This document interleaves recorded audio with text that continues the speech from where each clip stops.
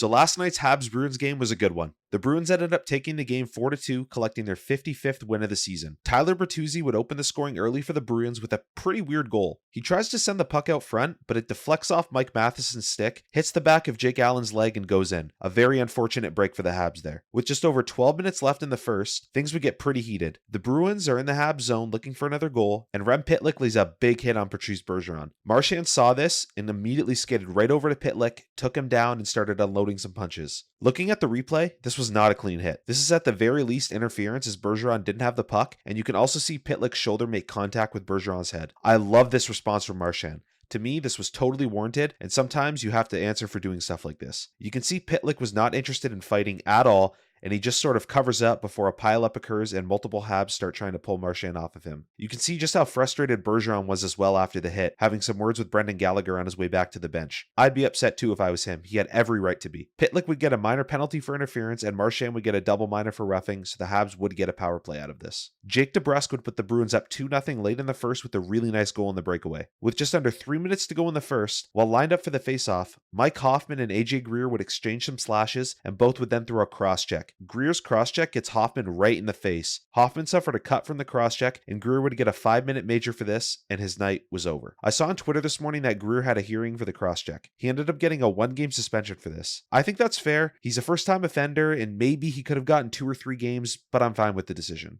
Nick Suzuki would score on the 5-minute power play with 18 seconds left in the first to bring the Habs to within 1. Early in the second, Pasternak would extend the Bruins' lead to 3-1. Kirby Dach would then bring the Habs to within 1 late in the second on the power play. With just under 8 minutes to go in the third, David Krejci would put the Bruins at 4-2, and that would be the final score. This was a really hard-fought game by both teams. I love the effort from the Habs in this one, and it was a really fun one to watch. Let me know your thoughts below. Please like the video if you liked it, and subscribe for more. Thank you so much for watching.